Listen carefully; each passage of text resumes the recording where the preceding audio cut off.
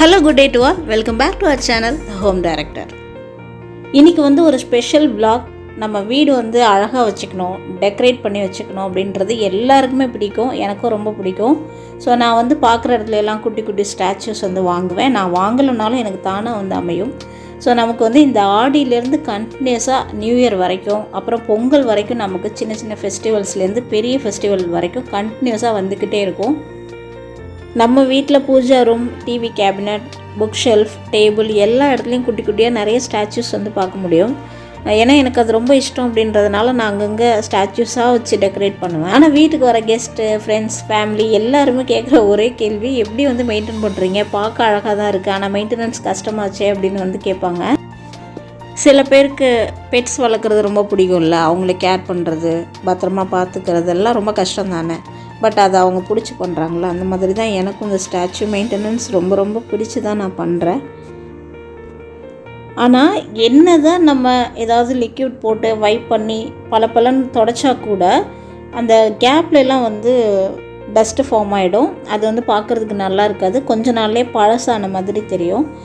அது வந்து புதுசாகவே மெயின்டைன் பண்ணுறதுக்கு தான் ஒரு சில டிப்ஸ் வந்து நான் அவங்க கூட இன்றைக்கி வந்து ஷேர் பண்ணிக்கிறேன்.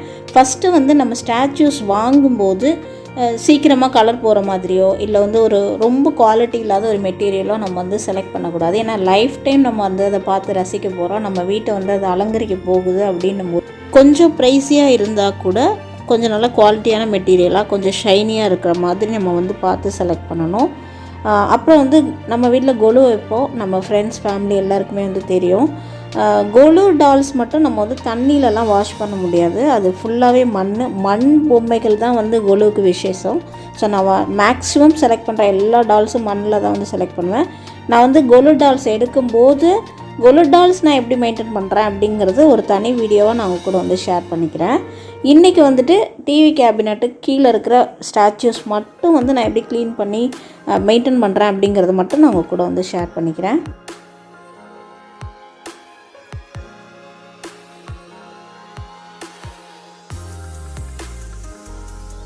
குன்றத்தூர் மலையிலேருந்து சிட்டியை ஒரு வியூ எடுக்கலாம், வெளிச்சமாக இருக்கே அப்படின்னு சொல்லிட்டு கேப்சர் பண்ணிகிட்டு இருந்தோம். அப்போ அங்கே வந்திருந்த ஒரு சார் ஒரு விஷயம் வந்து ஷேர் பண்ணாங்க.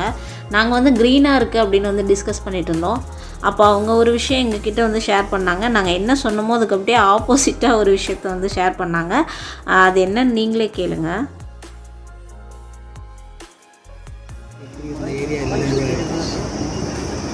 எங்கிருந்து பார்த்தாலும் ஒரே பச்சை பசேல்னு தெரியும். விவசாயமாக அவங்க என்ன சொல்கிறாங்க அப்படின்னா, ஒரே விவசாயமாக பச்சை பசேல்னு இருந்த ஏரியா எப்படி ஆயிடுச்சு பாருங்கள் அப்படின்னு ரொம்ப பெயின்ஃபுல்லாக வந்து சொன்னாங்க.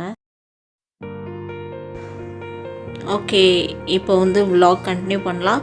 இப்போ வந்து நான் அங்கே இருந்த ஸ்டாச்சுஸ், ஃப்ளவர் வேஸ் எல்லாமே வந்து எடுத்துட்டேன். நான் வந்து இப்போ கொஞ்சம் தண்ணியில் தான் வந்து நான் வாஷ் பண்ண போகிறேன். ஆனால் தண்ணியிலனா ஃபுல்லாக ஊற வச்செல்லாம் கிடையாது.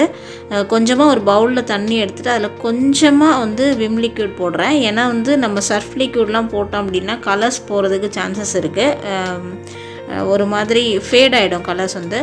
ஸோ அதனால் வந்து நான் கொஞ்சமாக விம் லிக்யூட் மட்டும் போட்டுட்டு எங்கே அந்த கேப்லலாம் வந்து டஸ்ட்டு ஸ்டோர் ஆகிருக்கோ அதெல்லாம் வந்து நல்லா தேய்ச்சி அந்த தண்ணியிலே வந்து அப்படியே வைப் பண்ணி எடுத்துருவேன்.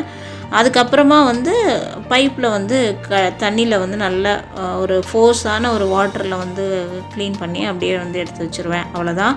ஸோ அந்த ஷைனிங் ஆட்டோமேட்டிக்காக வந்து வந்துடும்.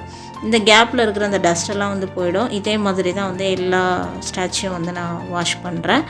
அதுக்கப்புறமா வந்து அது காய வைக்கிறது ரொம்பவே இம்பார்ட்டண்ட். ஒரு காட்டன் கிளாத்தில் வந்து நல்லா தொடச்சிட்டு நியூஸ் பேப்பர்ஸ் வந்து விரித்து வச்சுட்டு ஃபேனுக்கு கீழே வந்து கம்ப்ளீட்டாக ஒரு 2 hours நல்லா வந்து காய வச்சுருவேன். காஞ்சதுக்கப்புறமும் ஒரு துணி போட்டு வைப் பண்ணிவிட்டு அதுக்கப்புறமா தான் திரும்ப எடுத்து வைப்பேன். புதுசு மாதிரியே வந்து நமக்கு ஒரு ஃபீல் கிடைக்கும்.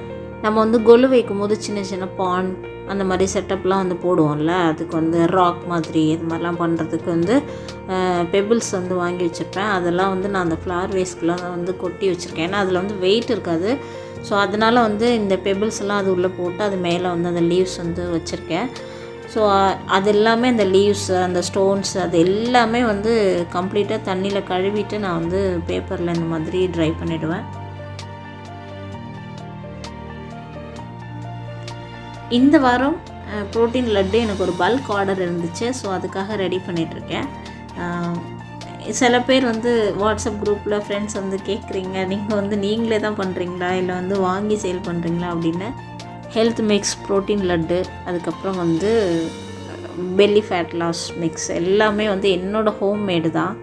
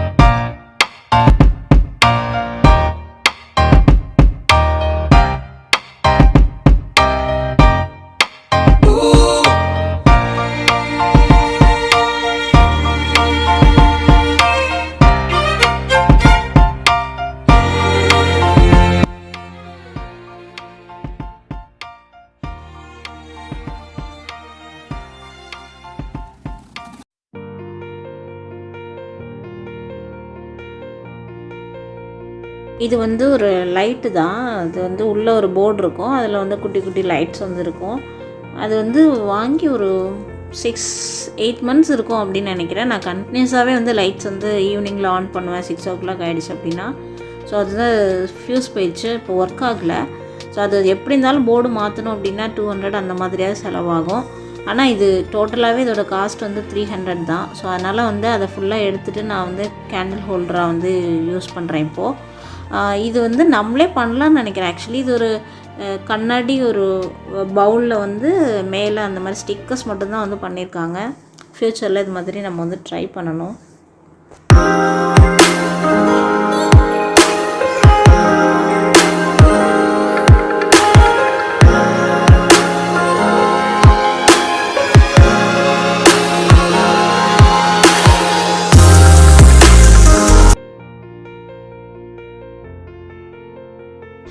கீரை சமைக்கும் போது ஒரு சின்ன டிப்பு, நம்ம வந்து பெரிய ஃபில்டர்ஸில் போட்டு நம்ம என்ன தான் கீரை வந்து வாஷ் பண்ணாலும் கூட அதில் வந்து மண் இருக்கும் கொஞ்சம். ஸோ அதனால் வந்து இந்த மாதிரி ஒரு கடைசியாக ஒரு பெரிய பவுலில் தண்ணி வச்சுட்டு அதில் ஒரு 5-10 நிமிஷம் சோக் பண்ணிட்டு அதுக்கப்புறமா கொஞ்சம் கொஞ்சமாக கீரையை அலசி எடுத்தோம் அப்படின்னா ஏதாவது அதில் மண் இருந்தால் கூட அது எல்லாமே வந்து தண்ணியில் கலெக்ட் ஆகிடும். கீரை வந்து நமக்கு சுத்தமாக கிடைக்கும்.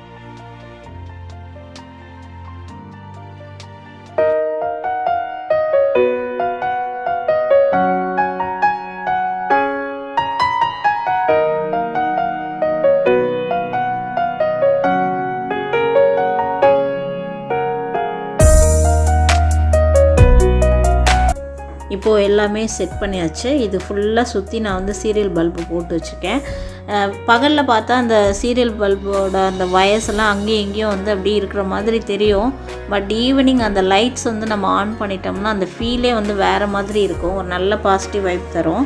இந்த லைட்டுக்குள்ளே அந்த பல்பு இருந்தப்போ கூட அந்த உள்ள லைட் எரியும் போது எல்லா லீவ்ஸுமே எல்லோவாக தான் தெரியும்.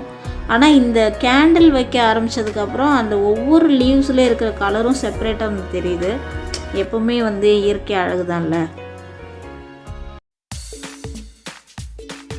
நம்ம என்ன தான் பெரிய பெரிய ஆடம்பரமான பொருட்கள் வச்சு நம்ம வீடை டெக்கரேட் பண்ணாலும், நம்மளால் முடிஞ்ச அளவுக்கு சின்ன சின்ன பொருட்கள் வச்சு நம்ம வீடை டெக்கரேட் பண்ணி வச்சுக்கிட்டாலும் எல்லா டெக்கரேஷனுக்கு பின்னாடியும் இருக்கிற ஒரே ஒரு விஷயம் என்ன அப்படின்னா நம்ம பாசிட்டிவாக இருக்கணும் அப்படிங்கிறது மட்டும்தான். ஸோ எல்லாருமே பாசிட்டிவாக இருக்கணும், எல்லாருக்கும் எல்லாம் பாசிட்டிவாக நடக்கணும் அப்படின்னு சொல்லிட்டு இந்த vlog வந்து நான் இங்கே எண்ட் பண்ணுறேன். வேறு ஒரு யூஸ்ஃபுல்லான வீடியோவில் வந்து நான் உங்களை மீட் பண்ணுறேன். இந்த வீடியோ உங்களுக்கு யூஸ்ஃபுல்லாக இருந்திருக்கும் அப்படின்னு நம்புகிறேன். நம்ம வேறு வீடியோவில் மீட் பண்ணலாமா? நன்றி.